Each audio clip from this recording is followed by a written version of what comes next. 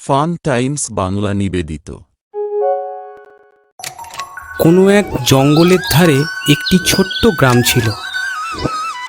সেই গ্রামের একদম শেষ প্রান্তে একটি কৃষক পরিবার বসবাস করত। কৃষকের একটি ছেলে ছিল, যার নাম ছিল রবি। সে খুব দুষ্টু ছেলে ছিল এবং সবসময় মিথ্যে কথা বলতো। রবি সবসময় ভাবতো কিভাবে গ্রামের লোকেদের বোকা বানানো যায়। সে সেই গ্রামের লোকেদের বোকা বানানোর জন্য ভাবল যে সে বাঘ এসেছে বলে চিৎকার করবে।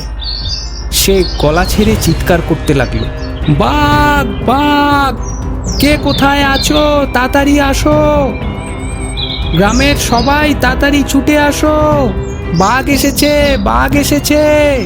তাড়াতাড়ি আসো, কে কোথায় আছো, আমাকে বাঁচাও। গ্রামের সবাই তাড়াতাড়ি ছুটে এলো তাকে সাহায্য করতে, কিন্তু এসে দেখে কোনো বাঘ নেই। রবি মজা করে হাসতে লাগলো, হা হা হা হা হা হা হা হা হা, কি মজা, তোমাদের বোকা বানালাম। কিছুদিন পর রবি আবার একইভাবে চিৎকার করতে লাগলো। গ্রামের লোকেরা আবার ছুটে এলো, কিন্তু এবারেও কোনো বাঘ ছিল না। রবি আবার মজা করে হাসলো, কি মজা, তোমাদের বোকা বানালাম। তৃতীয়বার সত্যিই একটি বাঘ এলো।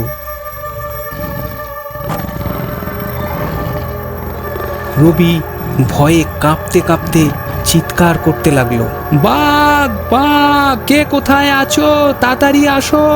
কিন্তু কেউ তার কথা বিশ্বাস করলো না। গ্রামের লোকেরা ভাবলো যে সে আবার মিথ্যা কথা বলছে।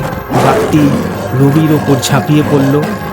শেষমেশ রবি তার মিথ্যা কথা বলার জন্য নিজের জীবন হারালো।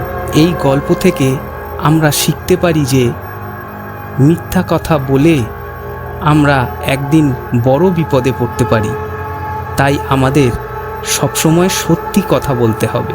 তোমাদের সবাইকে অশেষ ধন্যবাদ ভিডিওটি দেখার জন্য। যদি ভিডিওটি ভালো লাগে তাহলে লাইক, শেয়ার ও কমেন্ট করতে ভুলবে না। আর চ্যানেলটিকে সাবস্ক্রাইব করে পাশে থাকা বেল আইকনটিতে ক্লিক করে দেবে, যাতে পরবর্তী ভিডিওর নোটিফিকেশন খুব সহজেই তোমাদের মোবাইলে চলে যায়।